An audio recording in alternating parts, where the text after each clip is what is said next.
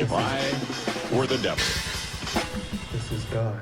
Hi, and welcome to my law review I call an op expose, which is an interactive exhibit profiling violations to civil rights that happened to me at my former employer, Frank Productions in Madison, Wisconsin. I worked on the security team as a disabled veteran and sit before you today seeking help with finding an attorney. My case involves being libeled with the malicious falsehood that could cost me dearly. I'm contracted with the Wisconsin Division of Vocational Rehabilitation, and Outpost 422 is my harassment and intimidation diary, profiling perpetrators like Joel Plant, who is the person who fired me. My goal with this video seeks protecting fellow veterans seeking employment who are deemed unemployable by the Department of Veterans Affairs in Dane County. My reporting post is a relay to the Director of DVR, who is the oversight of my rehabilitation and reintegration in the workplace. She's been an active third party in all of this. Matter of fact, she's the one who introduced me to Disability Rights Wisconsin, who's helping me locate an attorney. My coming forward seeks protecting my brand, which was launched as a class project to stand up to narcissistic abuse. Before we analyze the screenshots by my coworker Jaden Bauer, who I tried to assert boundaries with, that led to my termination and embellishing of labeling me as a threat to safety, I would like to address publicly that the allegations of threatening violence by Frank Productions Management Team are false. As a member of the press, when I began profiling a person, I must avail I am doing so for the sake of journalism integrity. My first message to Mr. Bauer was a press release. When I was hired by my management team, I made clear any misconduct would be reported to the press and would not condone abuse of people with disabilities, including microaggressions. After going before Joel Plant on September 17th regarding my 12-month DVR report about my mistreatment by management, I identified as a whistleblower. By October 11th, after Plant retained Lake Effect HR and Law, my troll, Juanita Jackson, Majestic venue manager, tendered her resignation. That upset the team, who is now embellishing a story about threatening violence to cover its mishap. By November 8th, I was terminated by Frank Productions CEO, Joel Plant.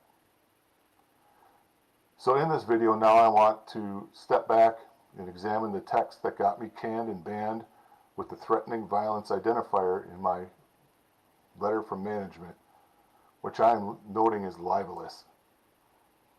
The company is now profiling me as banned in front of employees and going public internally about me not being allowed in their venues, which I don't have a problem with because I don't plan to ever go back to your venues again.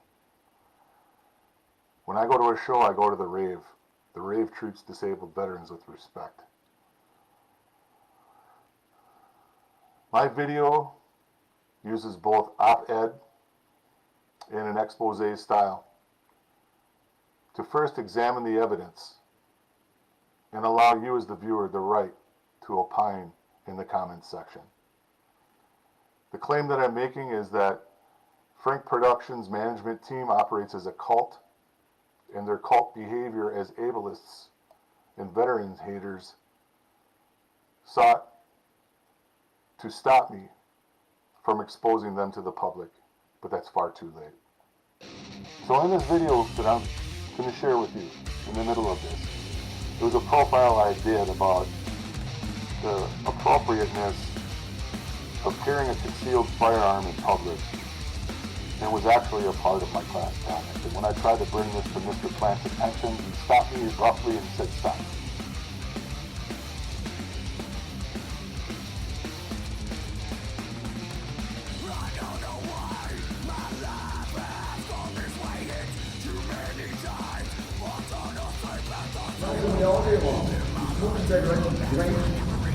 He's holding his tail. He's never happy. He's just a miserable person.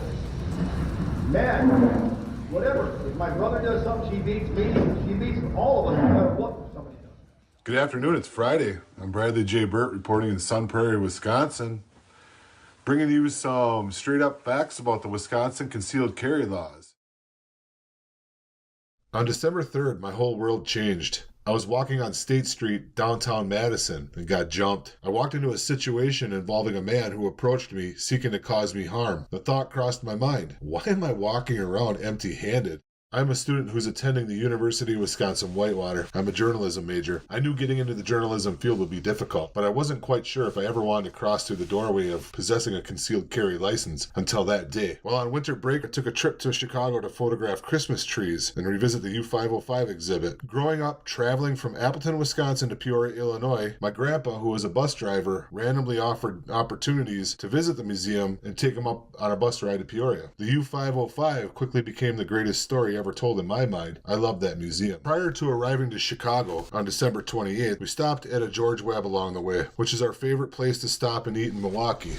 I was hanging out with my child. We were having lunch. My kid and I started chatting while I stumbled across an ad in a local bargain bulletin. The ad featured an event hosted by Freedom Firearms for concealed carry licensing. The thought to attend the event in the ad crossed my mind. On the way home from Chicago, I made the decision to commit to going to attending this concealed carry class. On January 6th, I jumped into my mobile office and headed to Milwaukee to see what concealed carry licensing was all about. Fear and loathing set in at the McDonald's drive-thru. I pulled in roughly 45 minutes early, thought 4 hamburgers would do the trick. Little did I know there would be a 40-minute wait to include some random customer holding up the line that almost made me late to my class. After pulling into the parking lot at Buena Vista Banquet Hall, located at 7507 Oklahoma Avenue, we were quickly greeted by a jokey joke maker named Tom Hine, who is our instructor. Hine provides concealed carry instruction for up to 38 states through Wisconsin, Utah, and Florida. Hine's information can be found at www.concealcarrynow.com. Hine stressed vehemently that the knowledge of concealed carry law can help dispel myths that guns are bad. Matter of fact, had I had a gun the day I was jumped, I know the outcome would not have escalated to the point that it did. Better yet, simply carrying a less than lethal self-defense mechanism and the knowledge of proper use, I could have stood my ground sooner. Ignorance is bliss. I want to share with you the top 5 important facts that I learned about Wisconsin concealed carry laws. According to www.stanglaw.com, attorney Patrick J. Stangl of Stangl Law Offices SC,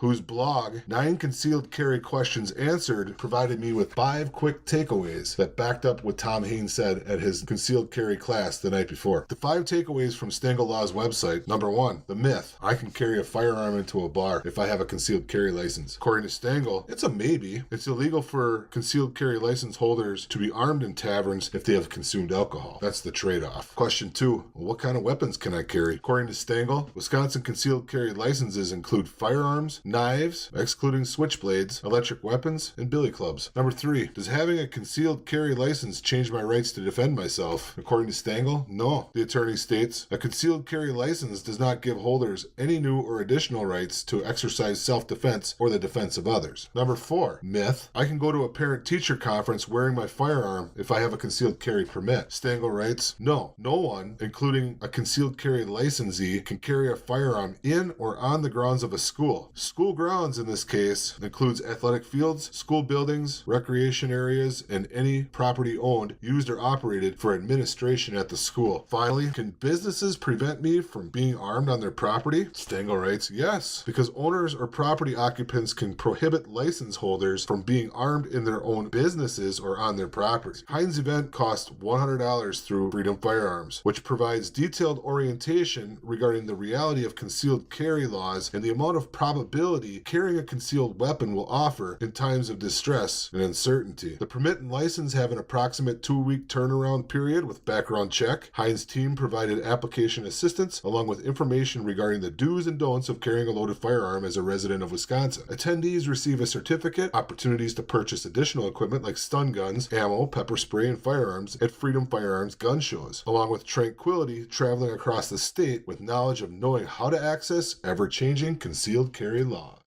Oh, I'm Bradley J. Burt at McDonald's again. I just finished that concealed carry class. That was pretty cool. The guy was a real comedian, so I just want to check in and let everybody know you should probably get your ass over and get your concealed carry right away. Jesus Christ, the stuff I learned today, it's unbelievable. But anyway, I just wanted to check in, let everybody know everything's cool. I'm Bradley J. Burt, reporting in Sun Prairie. at another McDonald's, getting my kid dinner. Anyway, it was a long night. It was a long job. So it's good to have another round of McDonald's for the guts. I'm Bradley J. Burt, reporting the Sun Prairie. Beats me no matter what I'm doing, doesn't like me. I can't do that. I can't live with that. And the judge now gets kind of frustrated. He says, well, you can't live with your mother, and you can't live with your father. Where do you go?